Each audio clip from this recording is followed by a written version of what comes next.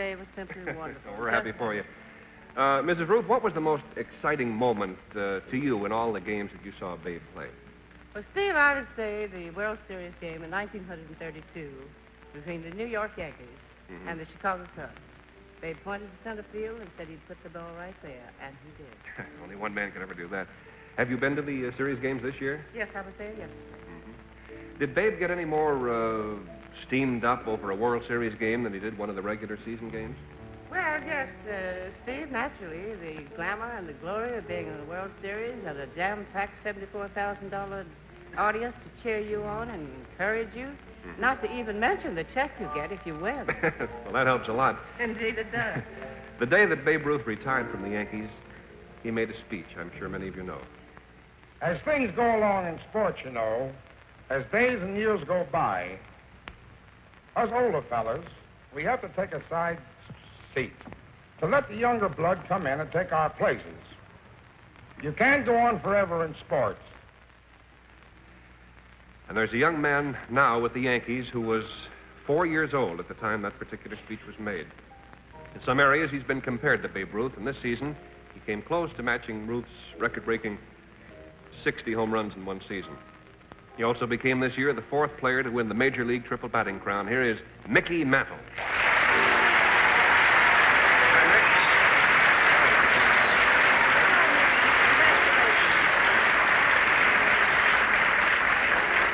Well, Mickey, I already know the answer to this question, but I know you'd like to tell the folks about it. What was the high point of today's game for you?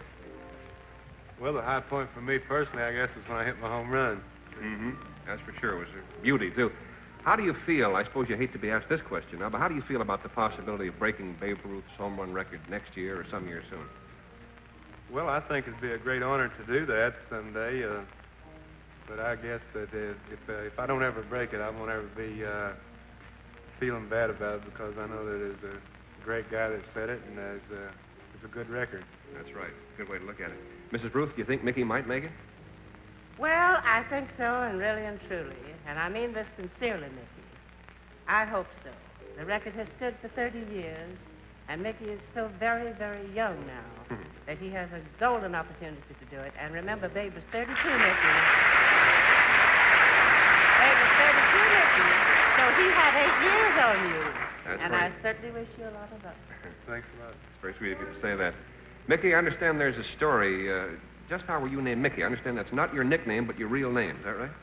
It's my real name. In 1931, when I was born, Detroit Tigers were the big team in baseball about that time. My father was a great follower of baseball, and he liked the catcher that caught for Detroit. His name was Mickey Cochran, and that's who he named me after. He's a great player. Mrs. Ruth, just how did your husband get the name Babe? Well, it was with the Baltimore Orioles. And when Babe came out of St. Mary's Industrial School, Jack Dunn, who was manager, was known for getting very young boys on the team. So when Babe, a big, gawky kid, came in, and the boys looked up at him, and he was about 17 or 18, 6'2½", they said, well, here's Jack Dunn's new Babe. So the name kind of stuck to him. Cute, don't you think? Yeah, very cute. I think you're cute, too.